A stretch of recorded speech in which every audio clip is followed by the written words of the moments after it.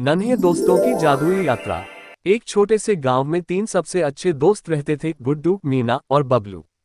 तीनों दिन भर खेलते कूदते और शरारतें करते। एक दिन खेलते खेलते वे गांव के पास वाले जंगल में पहुंच गए।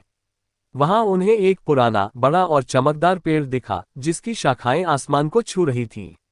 गुड्डू ने पेड़ को देखकर कहा, क्या ये जादुई पेड़ है? मीना ने हंसते हुए कहा, जादुई पेड़ सिर्फ कहानियों में होते हैं। बबलू, जो सबसे साहसी था, बोला, चलो इस पेड़ के पास चलते हैं। तीनों पेड़ के पास पहुंचे और देखा कि उसकी जड़ों के पास एक छोटी सी चमकती हुई किताब पड़ी थी। किताब के कवर पर लिखा था, जादुई यात्रा का दरवाजा। उत्सुकता से बबलू ने किताब खोली। जैसे ही उसने पहला पन्ना पलटा, अचानक से एक तेज हवा चली और सब कुछ गोल गोल घूमने लगा। पलक झपकते ही तीनों दोस्त खुद को एक अजीब दुनिया में पाए।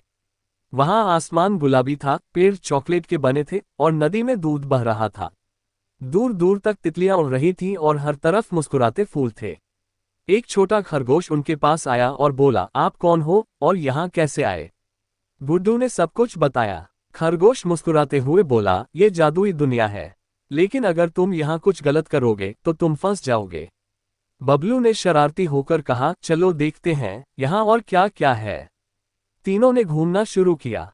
मीना ने पेड़ों से चॉकलेट तोड़ी, बबलू ने दूध की नदी में कूदकर नहाया और गुड्डू ने तितलियों के साथ खेलना शुरू किया। लेकिन जैसे जैसे उन्होंने खाने पीने की चीजें छूनी, आसमान का रंग बदलने लगा। गुलाबी आसमान धीरे धीरे काला हो गया और चारों तरफ अंधेरा छा गया। खरगोश दौड़ते हुए आया और बोला, तुमने मेरी चेतावनी नहीं मानी, अब ये दुनिया तुम्हें कैद कर लेगी। मीना ने डरते हुए कहा, अब हम क्या करें? खरगोश बोला, अगर तुम सब मिलकर मुझसे माफी मांगोगे और जो तोड़ा है उसे वापस करोगे तो शायद सब ठीक हो जाए।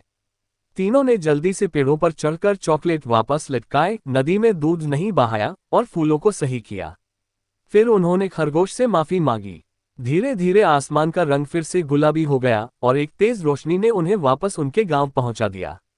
उस दिन के बाद तीनों दोस्तों ने सीखा कि दूसरों की चीजों का ध्यान रखना और किसी की मेहनत को बर्बाद न करना कितना जरूरी है। अब वे अपने गांव में हर किसी की मदद करते और अपनी जादुई यात्रा को याद करते हुए अच्छे बच्चे बनने की कोशिश करते।